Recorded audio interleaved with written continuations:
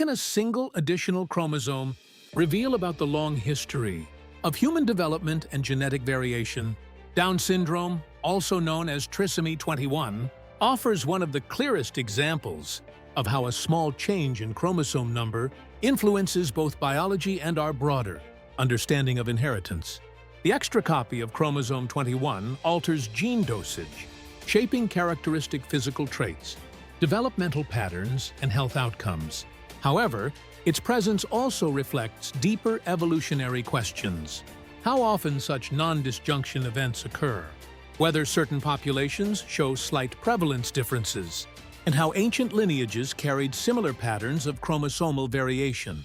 Today, trisomy 21 remains a central model through which researchers investigate cellular division errors, genomic stability, and the mechanisms that determine human diversity. Understanding Down syndrome begins with the structure of human chromosomes, which function as organized packages of DNA within every cell. Each person typically carries 46 chromosomes arranged in 23 pairs, and their precise balance supports development, growth, and cellular regulation. In Down syndrome, an additional copy of chromosome 21 alters this balance in predictable ways. This third chromosome, known as trisomy 21, changes gene dosage, meaning certain genes become more active simply because they appear in higher numbers. This increased activity influences pathways tied to early brain formation, cardiac development, and immune behavior, creating a consistent but variable pattern across individuals. Historically, populations across different regions recognized similar developmental traits, long before genetics offered an explanation. However, global prevalence remained relatively steady because trisomy 21 usually arises through non-disjunction during egg formation, a process influenced by maternal age rather than climate or long-term environmental pressures. Ancient DNA from archaeological samples indicates that the condition existed throughout human history, appearing in lineages from Europe, the Middle East, and parts of the Americas. These findings show that Down syndrome is not tied to specific ancestry groups, but to a universal mechanism involving chromosome separation. Modern cytogenetics clarified this mechanism in the mid-20th century when researchers first photographed the full chromosome set and identified the extra copy. Today, non-disjunction is understood as a random error during meiosis, the cell division that generates eggs and sperm. Meiosis requires precise separation of chromosome pairs. However, chromosome 21 can fail to divide, resulting in an egg with two copies. When fertilization occurs, the embryo receives a third. Although this error becomes more likely with increasing maternal age, the underlying mechanism remains constant across global populations. Now, population data show that the prevalence of Down syndrome ranges between 1 in 700 and 1 in 1,000 births worldwide, with minor regional variations shaped mostly by demographics and healthcare access rather than evolutionary pressures. Diagnostic tools such as karyotyping and non-invasive prenatal screening provide early confirmation by measuring chromosomal material in maternal blood.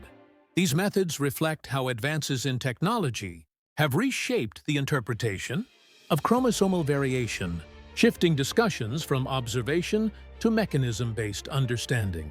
As research continues, Down syndrome offers insight into how gene dosage influences development, forming a foundation for broader genetic principles. The condition demonstrates how a single chromosomal shift can guide major discoveries about human biology. The early investigation of Down syndrome moved cautiously, shaped by an era when genetic mechanisms were still poorly understood. For decades, clinicians relied on visual pattern recognition rather than chromosomal evidence. They noted characteristic facial proportions, muscle tone differences, and developmental variation. Yet no consistent biological explanation was available. This uncertainty produced skepticism, and many researchers argued that environmental influences before birth were the primary drivers of the condition. The idea of a chromosomal origin remained unproven, largely because the technology required to observe individual chromosomes had not yet matured.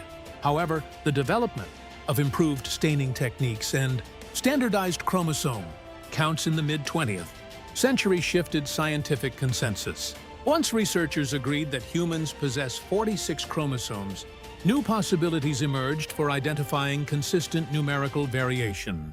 In 1959, the discovery of an additional copy of chromosome 21 provided the first clear evidence that Down syndrome was fundamentally linked to a specific chromosomal configuration.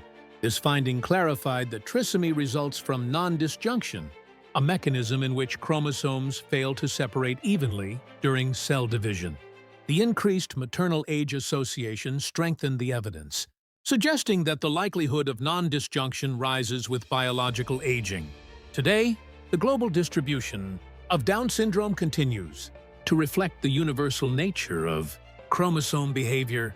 Prevalence remains relatively stable across regions, regardless of ancestry or environment, because the underlying mechanism does not rely on regional gene flow or selective pressure. However, differences in reporting systems, access to prenatal testing, and healthcare resources create variations in documented rates between regions such as East Asia, North America, and parts of Europe. These differences reflect infrastructure rather than biological divergence. The recognition of trisomy as a chromosomal event transformed scientific understanding. It demonstrated that some developmental conditions arise from numerical variation rather than inherited mutations. This shift reshaped the broader field of genetics, encouraging new research into how small changes in chromosome number can influence early development and long-term outcomes. The transition from skepticism to clarity marked a foundational moment in human genetic history, quietly redefining the tools scientists would use to study variation across populations. Modern research on Down syndrome focuses on quantifying how an extra copy of chromosome 21 influences biological pathways across different stages of life.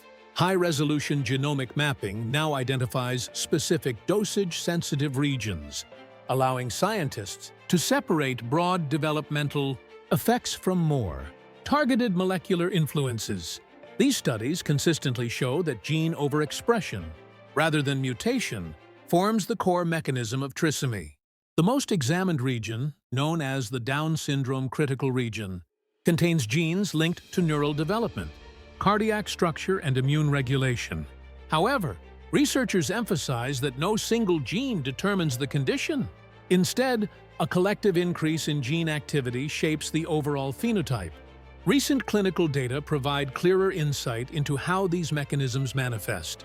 For example, large cohort studies in Europe and East Asia track developmental patterns from infancy through adulthood, documenting consistent trends in growth rate, cognitive profile, and health outcomes. These datasets reveal global similarities rather than geographic divergence, reinforcing that trisomy 21 arises independently of ancestral background. In parallel, studies from North America examine how healthcare access influences long-term outcomes, demonstrating that variations in life expectancy reflect medical support systems rather than genetic differences. Case analyses also help clarify how common co-occurring conditions develop. Congenital heart differences, seen in a substantial percentage of individuals with Down syndrome, correlate with dosage increases in genes affecting embryonic cardiac formation. Similarly, immune patterns, observed in childhood and later life, align with overactive or underactive responses associated with specific chromosome 21 genes. These findings illustrate how measurable biological processes connect genetic variation to observable traits. As genomic tools become more precise, researchers can compare thousands of samples across continents, improving the understanding of how trisomy affects cellular behavior. The integration of developmental biology, population genetics, and clinical evidence creates a more complete model of Down syndrome, allowing scientists to describe the condition with greater accuracy and reduced uncertainty. The clarity gained from this research contributes to a broader understanding of how chromosome number influences human development. The long-term implications of trisomy 21 often focus on health trajectories across the lifespan. Yet the broader picture reflects how society, medicine, and genetics have adjusted their understanding in response to a single extra chromosome. Today, improved medical care has reshaped survival patterns. Conditions once considered life-limiting, such as congenital heart defects, now have well-defined treatment pathways, and survival into adulthood has become common in regions with strong healthcare systems. However, variation persists. Access to early intervention, diagnostic technology, and supportive environments differs widely across continents, producing distinct regional outcomes. Across populations, researchers now examine trisomy 21 not only as a clinical diagnosis, but also as a model for understanding gene dosage effects. Gene dosage describes how additional copies of a chromosome increase overall gene activity. In the case of chromosome 21, elevated expression influences neural development, metabolism, and immune behavior. These patterns provide insight into broader questions about how genomes respond to changes in copy number, a topic relevant to many chromosomal and microdeletion conditions. The global distribution of trisomy 21 remains relatively consistent, driven mostly by non-disjunction events rather than historical gene flow. Non-disjunction is a cell division error in which chromosomes fail to separate evenly. Because it arises spontaneously, its prevalence is not linked to ancient migrations or lineage-specific inheritance.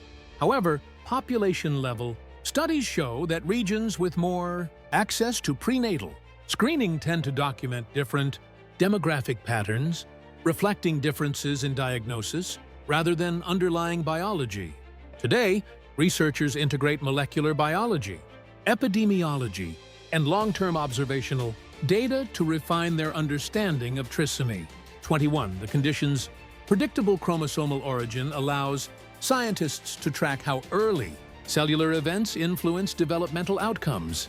As this knowledge expands, the global approach to trisomy 21 increasingly focuses on supportive environments, inclusive education, and lifespan-centered medical care. In this broader perspective, the condition highlights the complex interplay between genetics, healthcare systems, and societal adaptation, offering a clear example of how human biology and human structure meet in everyday life.